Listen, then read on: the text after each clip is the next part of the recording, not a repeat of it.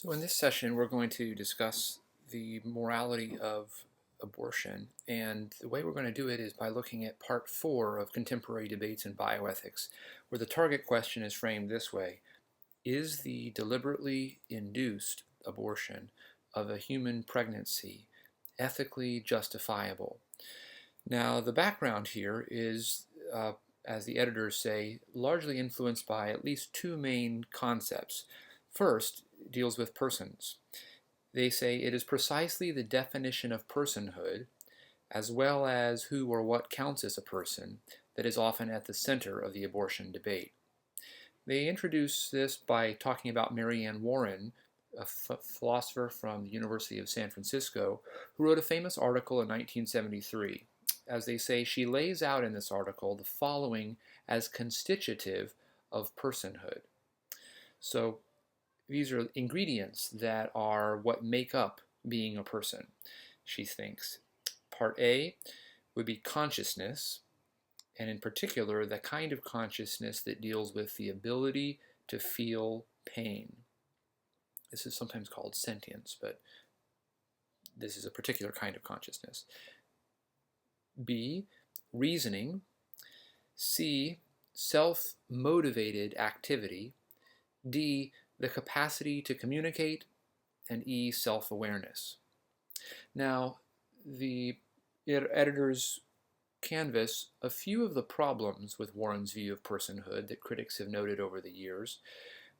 One of the typical problems of accounts like this is that people worry that they may end up excluding certain cases of human persons, like, say, very young children or perhaps very young human infants who may not have all of these particular ingredients of what Warren thinks count as personhood. Now, the different debates that stem from this then try to patch up the account. Maybe not all 5 of these are necessary. Maybe some other ones are the relevant ones. But that's one of the nests of problems when people think through carefully the ethics of abortion. Now, the authors also talk about how Judith Jarvis Thomson wrote a famous article in which she actually defends abortion even if one considers zygotes, embryos, and fetuses to be full-fledged persons. So the idea behind Thomson's argument is, even if you say, okay, fine, the human fetus is a full-fledged person from the time that it begins to exist in the womb, whether that's conception or whether that's some point after conception.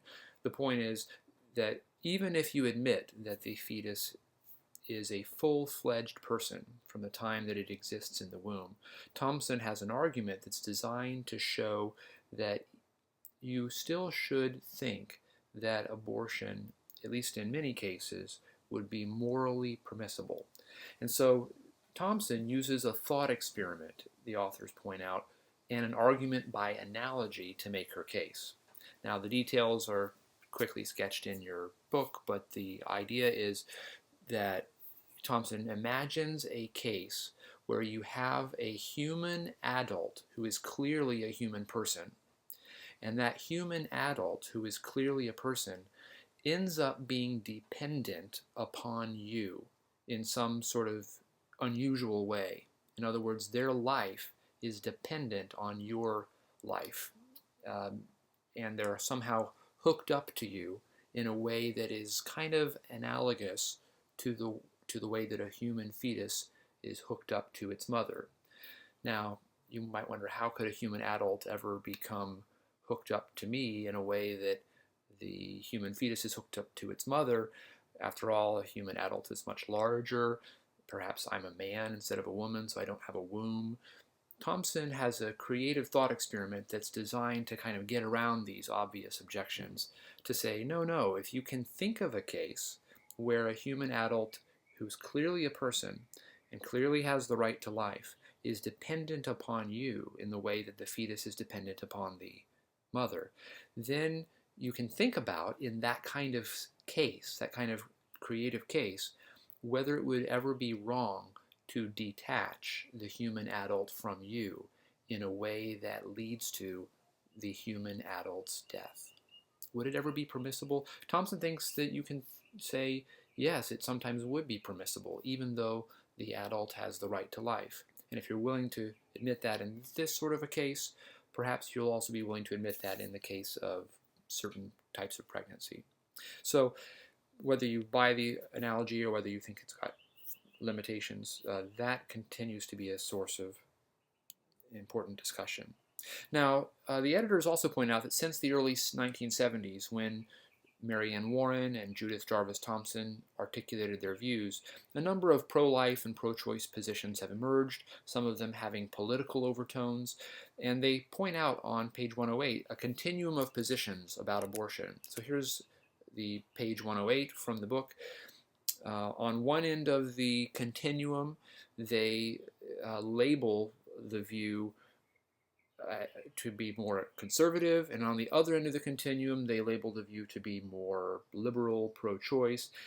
Now, you may disagree with the labels that they give to these different things, but the relevant thing is that this continuum includes several different possible positions that have been occupied by thoughtful philosophers and everyday citizens to adequately deal with the question of abortion.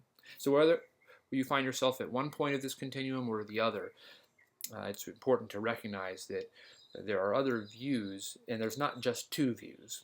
There's actually a somewhat interesting spectrum of views. Okay, so the last thing to point out is that the authors in this section of the book, Ryman and Marquis, represent some of the more powerful arguments for their respective positions on the abortion debate.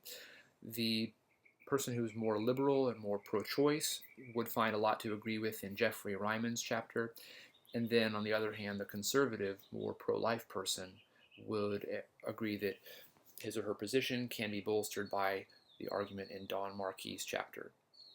So, good luck as you look into these chapters.